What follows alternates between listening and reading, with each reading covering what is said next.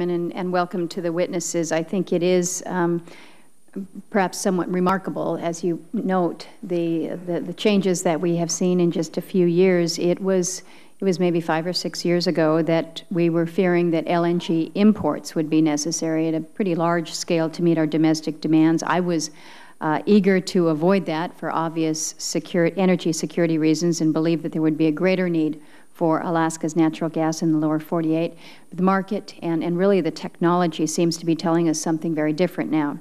So I want to preface my remarks by noting that for all of the grand plan, all of the ideas to establish a national energy policy that have emerged over the years, most of them have missed what would turn out to be the most important development of all. Suddenly we see at our fingertips a massive supply of natural gas, which goes a long way towards achieving many of our most fundamental goals, whether that's cleaner burning energy or simply more secure, more affordable, and certainly more domestic fuel. Now, some bit of credit, I think, may be due to our Department of Energy's fossil R&D program, but I don't think that we should fool ourselves. The government did not make this happen. The natural gas resource is proving up under existing conditions without any mandate, without any tariff or moratorium, without so much as a tweak in any laws or regulations. And while Congress has largely talked about fixing a problem, the private sector was taking a huge step towards actually fixing it. Now Americans are faced with a great problem, and this is a great problem to have. What do we do with all of our natural gas? My own opinion is that we'd do well not to try and make those decisions from behind this dais up here, but instead let the market work as much as possible. Our proper course won't be sweeping legislation or layers of new regulation. Instead, it will be to ensure a degree of comfort that our newfound energy security can be maintained under current export rules. Now, I happen to have some experience on the issue of LNG export in much more challenging conditions than we're discussing today. Many people don't realize that Alaska has had an LNG export terminal for over 4 decades now. We've been shipping gas to Japan from our offshore oil fields in Cook Inlet.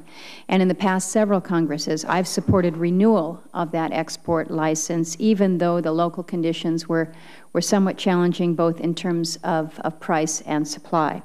That was a complex, difficult decision, especially since we didn't have the luxury of abundant and cheap gas like we do now, but we did have to face reality.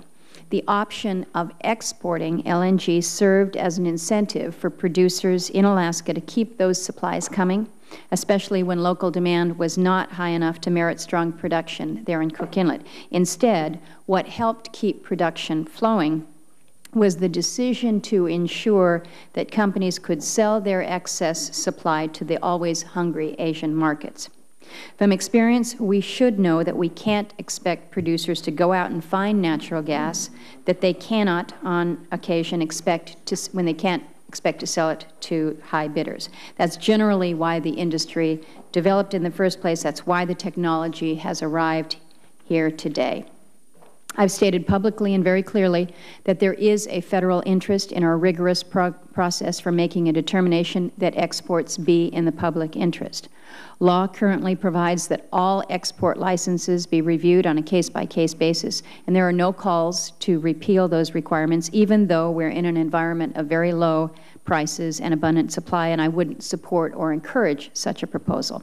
There's caution built into this system, certainly more than there is for other products which we export, and I think that that's a good thing.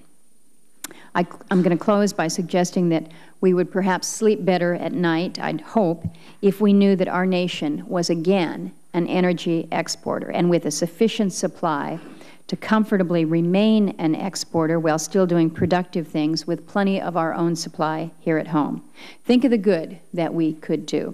Instead of dollars flowing out of our country, we would see dollars flowing in. Instead of jobs being created, investments being made abroad, those benefits would be retained here. That would do wonders for both our energy security, our trade balance, and the growth of our economy.